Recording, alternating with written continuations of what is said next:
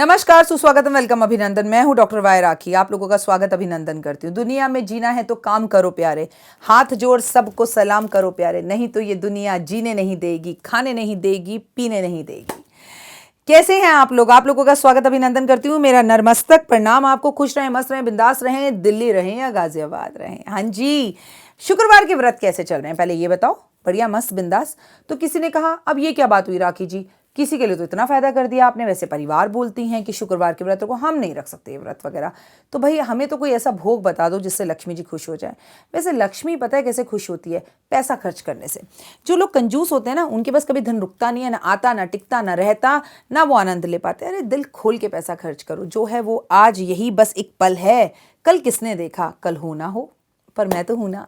स्वागत अभिनंदन करती हूं आप लोगों का। खुश रहें, मस्त रहें, बिंदास रहें, प्रेजेंट में जीतें। जो बीत गई सो बात गई, और जो होगा वो देखा जाएगा। अपने इस वीडियो के अंदर मैं आपको बताऊंगी कि लक्ष्मी जी को तिथि के अनुसार और दिन के अनुसार क्या भोग लगाने चाहिए। भाई नहीं रख सकते बड़े बड़े व्रत, मत रखो। कौन सा कोई बड़ा हार्ड एंड फास्ट और रूल है, और हमने कौन सा रॉकेट साइंस छोड़ना है? भोग तो लगा सकते हो। और कौन सा लक्ष्मी जी का भोग लगाने के बाद बांटने को कह रही हूँ? भोग लगाकर खुद ही खा लेना। कहते हैं लक्ष्मी का भोग लगाकर स्वयं खाना चाहिए। लक्ष्मी जी की पूजा करके उनकी आरती नहीं करनी चाहिए। आरती करने से वो बाय बाय हो जाती हैं। आ गई तो भैया बिठा लो, कहीं जाओ मत, यहीं रहो। खर्चने दो और खर्चने दो, और खूब खर्चने दो।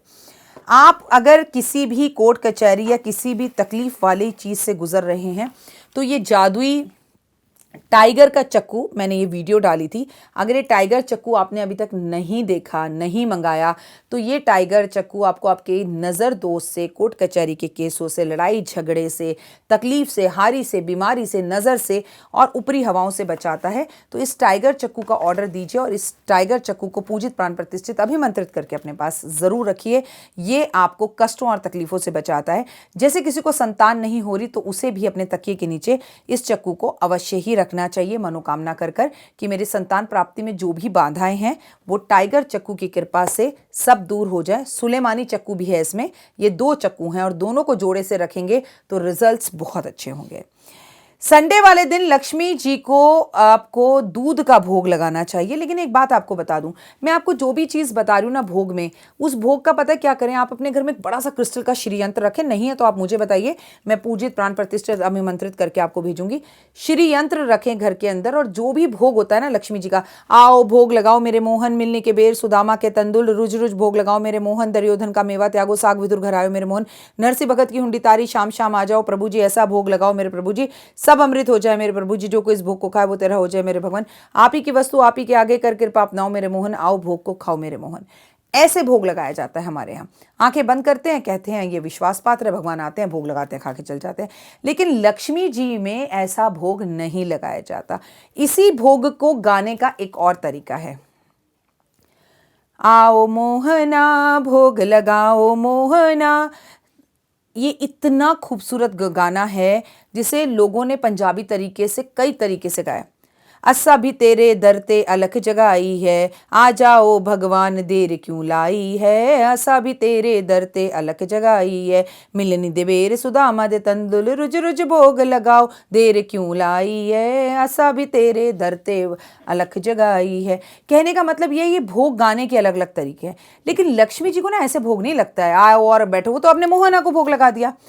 अगर आप विशेष पूजा कर रही हैं लक्ष्मी जी की, श्री यंत्र की पूजा कर रही हैं, या आप शुक्रवार के व्रत रख रही हैं, या आपको लक्ष्मी को प्रसन्न और सिद्ध करना है, तो पूरे दिसंबर के महीने में किसी भी शुक्रवार को या एक शुक्रवार को या पूरे हफ्ते कर लीजिए, क्योंकि मैं Sunday, Monday, Tuesday, Wednesday, Thursday, Friday, शुक्रवार, शनिवार, इतवार सब बता रही हूं कैसे भोग लगाएं। तो जाता जाता साल लक्ष्मी आपका भाग्य जगा देगी। आपके घर में स्टील का, कांच का, क्रिस्टल का, सोने का, चांदी का या पारे का कोई भी श्री यंत्र है, उसे आप अपने सामने रखिए, धो धाकर अच्छे से, और उसके अंदर संडे वाले दिन दूध अर्पण करिए। जब आप उस पर सिंदूर या दूध अर्पण करते हैं, तो जो सिंदूर अर्पण करते हैं तो सिंदूर से माँ का अभिषेक हो गया, उसे एक डब्बी में भर लीजिए, माथे पर लगाइए। संडे वाले दिन जो भोग लगाना है वो दूध का लगाइए, फिर उस दूध को घर के दूध में मिला लीजिए और पूरा दूध अमृत बन जाएगा।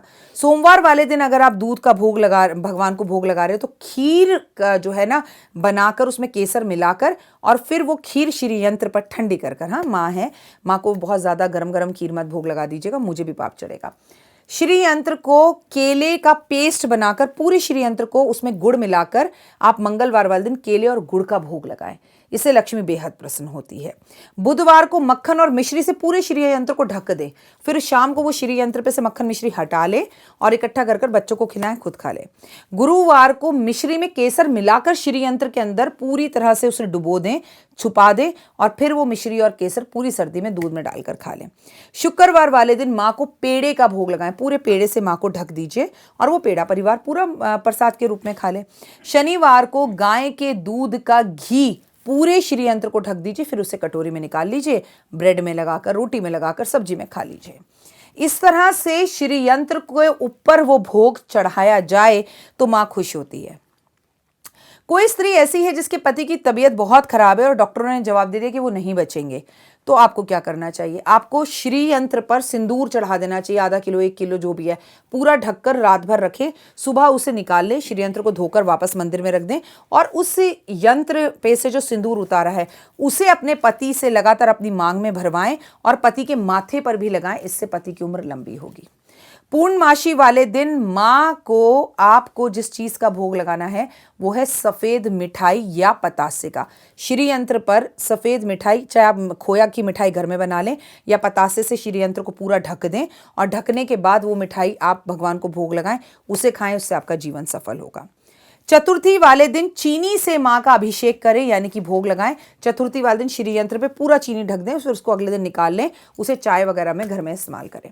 त्रयोदशी वाले दिन दूध से पूरे श्री यंत्र को ढक दें और उसका भोग लगाएं, जो खास खास लक्ष्मी जी के दिन है वो बता रही हूँ। एकादशी वाले दिन माँ को जिस खास चीज का भोग लगाना है वो है खीरा। खीरा या साबूदाने की खीर से माँ का भोग लगाकर खीरा खा लें या साबूदाने की खीर भी आपस में खा लें। पंचमी वाले दिन माँ को केले के प्रसाद का, केले के अंदर 5 तरह के ड्राई फ्रूट मिलाकर और उसका पेस्ट बनाकर उसे पूरा श्री यंत्र पे ढक दें और उसे अलग निकाल लें, फिर उसे प्रसाद की तरह खाएं। छठी वाले दिन नारियल के पानी में पूरे श्री यंत्र को डुबो दें और अपने पति को, परिवार में सबको वो पानी पिला दें, आपके घर धन बरसेगा। सप्तमी वाले दिन आपको अनार के जूस से श्री यंत्र को ढक देना चाहिए, डुबो देना चाहिए और फिर वो जूस आप पी सकते हैं और परिवार में भी किसी को पिला सकते हैं। अष्टमी वाले दिन शहद से पूरे श्री यंत्र को ढक दें और उसके बाद उस श्री यंत्र को में से को निकाल के धो ले और शहद को एक डब्बे में भरकर आराम से खाइए, तबीयत भी खराब नहीं होगी। 9वीं वाले दिन मुरमुरे का भोग, मुरमुरे पूरे ले ले, ऐसे इतना बड़ा श्री यंत्र, उसमें पूरे मुरमुरे ढक दें और ढकने के बाद उसे श्री यंत्र से अगले दिन निकाल कर भोग में इस्तेमाल करें। 10वीं वाले दिन सफेद तिल पूरे श्री यंत्र पर ढक दें और उसकी चटनी बनाकर खाएं, चाहे तिल के लड्डू बनाकर खाएं। सर्दी में आपको वैसे भी तिल का भोग बहुत करना चाहिए, इससे आपकी सर्दी की बीमारियों से छुटकारा मिलता है और आपका शनि भी बहुत अच्छा होता है। कोई भी तिथि हो और शुक्रवार का दिन हो और आपको धन अगर चाहिए तो आपको क्या करना चाहिए कि आपको श्री यंत्र को थोड़ी देर के लिए एक्टिव करने के लिए किसी भी दिन, किसी भी तिथि में आपको उसे धूप में रखना चाहिए, क्योंकि सूर्य की किरणों से श्री यंत्र हो, उपिल का लॉकेट हो, क्रिस्टल बॉल हो, एजुकेशन टावर हो, मेरू यंत्र हो, कुबेर यंत्र हो, ये सब चार्ज होते हैं, तो इनको धूप दिखानी अत्यधिक ज़रूरी होती है। अब आपको ये वीडियो बड़ी आसान लग रही होगी, लेकिन इसमें कंडीशन अप्लाई है। क्या आप अपना धन किसी को भी बांट देते हैं? क्या अपना धन छुपा कर नहीं रखते आप? क्या आप अपनी बेटी, बहू या स्त्री को किसी के भी घर पर छोड़ देते हैं आप? तो आपका जवाब होगा, राखी जी कैसी बातें कर रही हैं आप, ऐसा कौन करता है? बिल्कुल वैसे ही श्री यंत्र पर छुआ और अंदर डाला हुआ प्रसाद, उसे ढका हुआ प्रसाद आपके घर की मेड भी नहीं खा सकती, आपके घर का ड्राइवर नहीं खा सकता, केवल आप, आपके बच्चे, आपके पति, सास ससुर ही उस प्रसाद को खा सकते हैं। अगर उस दिन नंद घर आई हुई है तो वो भी उस प्रसाद को नहीं खा सकती। अगर आपका देवर घर आया हुआ है लेकिन देवर अलग घर में रहता है तो वो भी उस प्रसाद को नहीं खा सकता। कुछ चीज़ें हमें पता होती हैं लेकिन आधी अधूरी जानकारी, जान का खतरा, तो उल्टे सीधे आधे अधूरे काम ना करें। लक्ष्मी की कितनी पूजा कर लो, लेकिन अगर आपके घर में श्री यंत्र नहीं है, चाहे वो श्री यंत्र आपने एक प्लेट के रूप में लिया हो जिसे फ्रेम करा रखा हो, चाहे क्रिस्टल के रूप में हो, और चाहे आपके घर में चांदी का हो, चाहे आपके घर में सोने का हो, चाहे आपके घर में जो श्री यंत्र है वो बहुत ही खूबसूरत हो और तांबे का हो या अष्ट धातु का हो, या आपके घर के अंदर सबसे उत्तम माने जाने वाला श्री यंत्र होता है पारे का श्री यंत्र। ठीक है।